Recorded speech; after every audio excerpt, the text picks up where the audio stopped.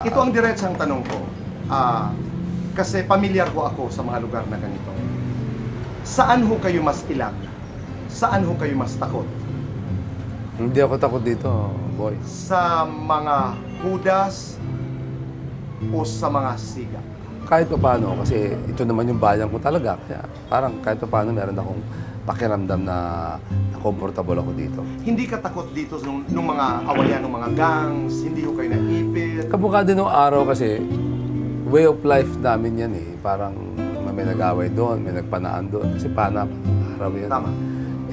Nababalitaan mo lang. Siyempre, alam mong magulo yon, pero parang way of life na pagka nakita mo may gulo dyan, o lumiliko ka lang. Nung kayo nag-aaral ho, kayo ba'y naka-tsinelas o nakasapatos?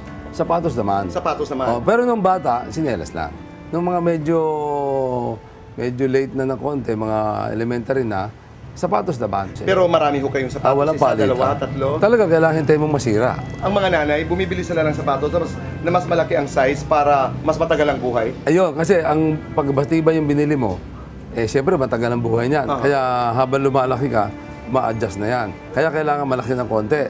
Pero ang kaibahan, ito, hindi ka bibili hanggat hindi mo maipapakita sira na yung sapatos mo.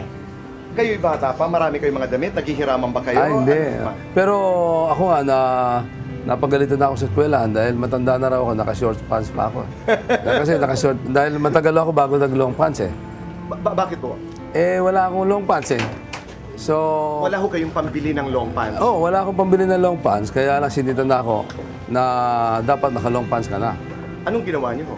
Nag-long pants. Sinabi ko sa nanay ko, nanay, kailangan ako mag-long pants. So bumili ang nanay. Bumili naman. Nung bata ho kayo, Senador, ano ang hilig ho ninyo? Damit? Wala eh, naglalaro lang ako eh. Tapos Laro lang naman. dito kasi sa harap namin, may library dyan. Okay. Umi-standby ako dyan pagka parang parke noon, may library. Ano naman ang hilig niyong basahin nung kayo'y bata? Mga ilang taong kayo dito? Nung bata ako, mahilig din ako sa cartoons eh. Yung mga, dito sa kapitbahay namin, merong mga tindahan ng comics. Aarkila ka ng isa, maghapon ka na nakaupo dyan. Diba? Basa ka na basa ng comics. Pero doon sa library naman, maraming mga libro, yung may mga illustrations, mga ano rin, mga istorya, tingin-tingin kayo dyan. Tapos, pero habang tumatanda ka na, medyo gumaganda na yung mga libro. Kasi kami walang libro eh, hindi kami masyadong nakakabili ng libro. Pero swerte naman kami dito na Malapit lamang ang library. kaya yun din ang iniisip ko na dapat na programa rin ng gobyerno natin. Tama. Na dapat talaga magkaroon din ng mga library sa mahihirap na lugar. When was the last time you cried? Umiiyak ko ba kayo?